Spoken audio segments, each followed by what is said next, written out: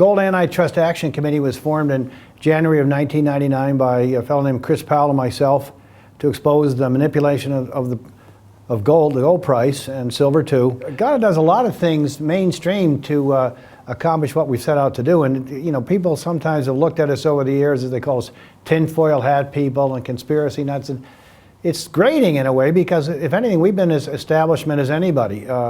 We've been to Washington many times. I met with the Speaker of the House, Dennis Hastert, the head of the Joint Economic Committee,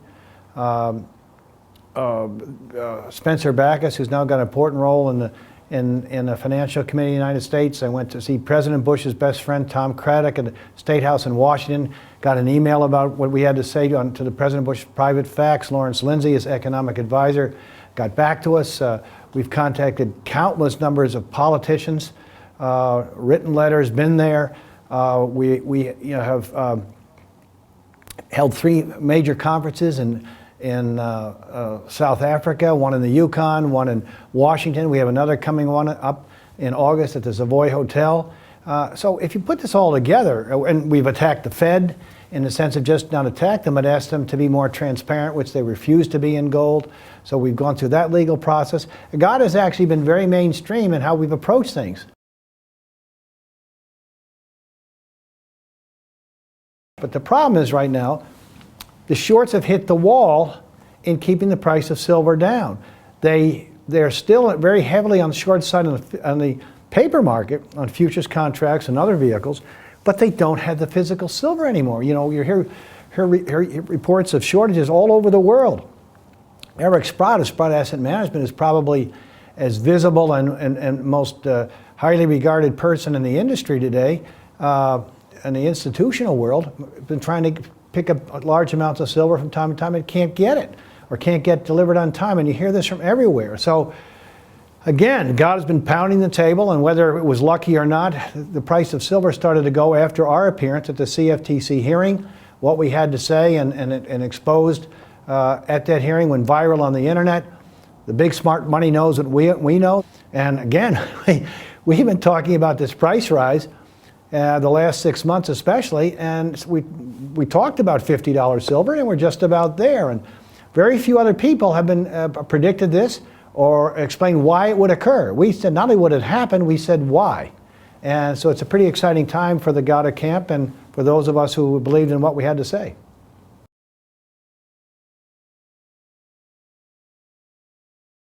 Free market price of gold, if from what other people have said, if it kept pace with inflation, would be $2,500 an ounce right now. And it's only $1,500 an ounce and change. Now, that seems like a lot compared to years ago, what it's done, but that's an example of what the price suppression scheme has done. I mean, all the gold cartel can do now, because they don't have the gold that people think they have, is manage a retreat, keep excitement to a minimum, try to keep gold out of the headlines as a barometer of bad tidings for the financial world. But this gold cartel's been losing, they're going to lose, they're in deep trouble. There's no telling what silver can do on the upside. The public is just waking up in the United States to gold and silver. The ownership of each is tiny. It's a very exciting time to be involved in precious metals, and also for GATA.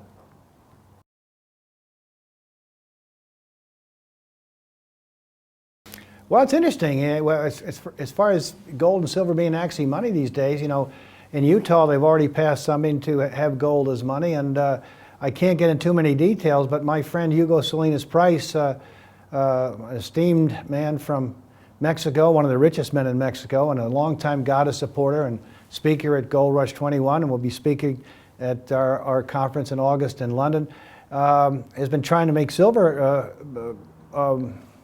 as currency in Mexico. And he's had a tough time because of the establishment, but I got some information from him just this past week in which he's very excited about the possibility. So I'll leave it at that, but it just may happen sooner than people think.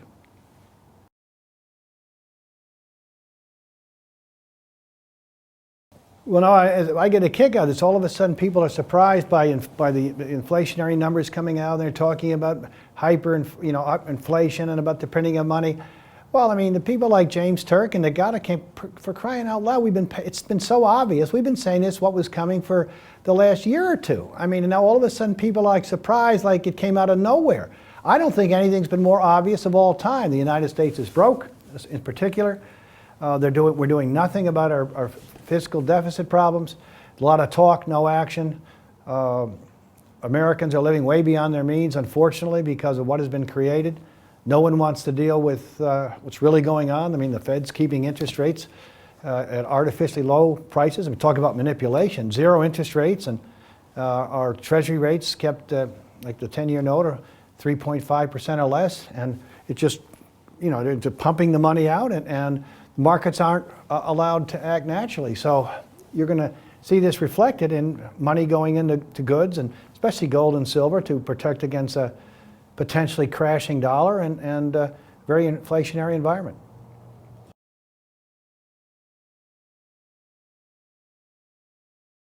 Well, in terms of what people should, it depends, everybody's different, you know, what they should hold in gold and silver. I'm prejudiced because most of my money is in gold, silver, and the shares. So the gold and silver shares. So it's hard for me to advise other people. I would say that if they're looking to protect what they have in the years to come, and if they're looking to make a good deal of money in the years ahead, that they should look very seriously at putting what they can in again, gold, silver, and the shares.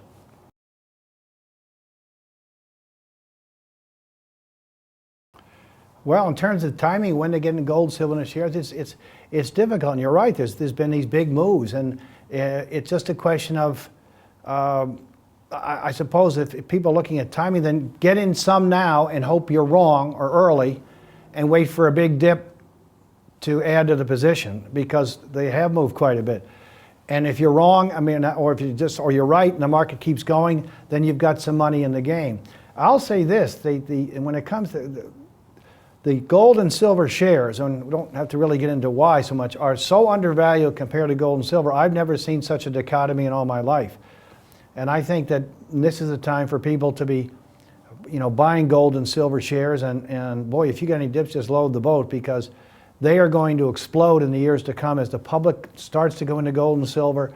People are going to realize how undervalued many of the good firms are, and it's going to be spectacular. It's going to rival the internet craze easily.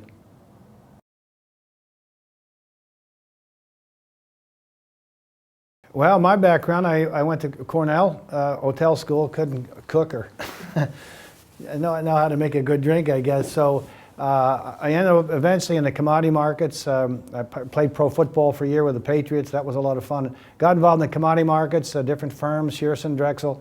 My own firm was a limit position commodity trader at one point, which really clued me in on, you know, how the markets go. Many of the people that come on the markets, never traded anything in their lives and have no idea. Not that you have to do that to be good, but it was a big plus for me. And before I even started my website, I'd heard long-term capital management. This mega hedge fund was short 400 tons of gold. And then when they blew up, in 2 weeks after I started my website in September of 1998, I said, well, if you're short 400 tons, you got to cover. If you're blown up, you know, you got to get out. And so I expected the price to explode, and I realized they were just capping the price. And then I said, this is rigged, and I started writing about it.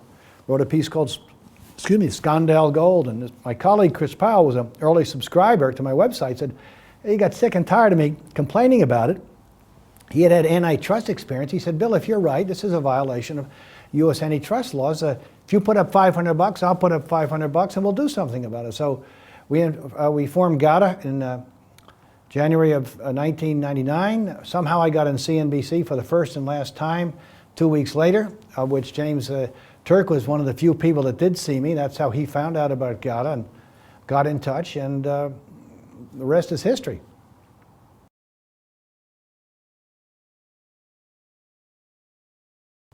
One thing I'd like to stress about GATA is that we've been pounding the table about what would happen and why all this time. And very few people have our track record about what was going to happen with the prices of silver. We even were so confident about that we were right, we put a $264,000 ad in the Wall Street Journal, a full-page color ad. We talked about this before the financial crisis when gold was less than 1,000. We talked about, because of the manipulation of the gold price, we talked about disaster coming. We talked about catastrophe. Sure enough, what happened? Financial crisis. In that same ad, we talked about $3,000 and $5,000 gold. And we made this big splash. Nobody seemed to care. And yet, it's not like we were just talking about things to our neighbor about what was going to happen, and we put our money where our mouth is. You know, we went on record with the establishment, and we're pretty proud of that because it's all happened.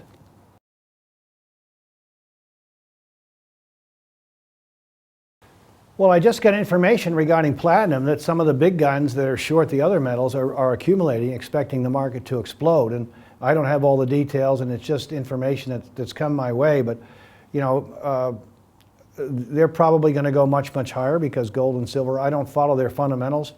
But I know a good example of gold being manipulated. Normally, gold and platinum historically traded about the same price. Well, gold's $300 less than platinum, even with the dollar falling apart. So it gives you an idea how much gold has been still being manipulated. But from what I know and hear, platinum's going to go much, much higher.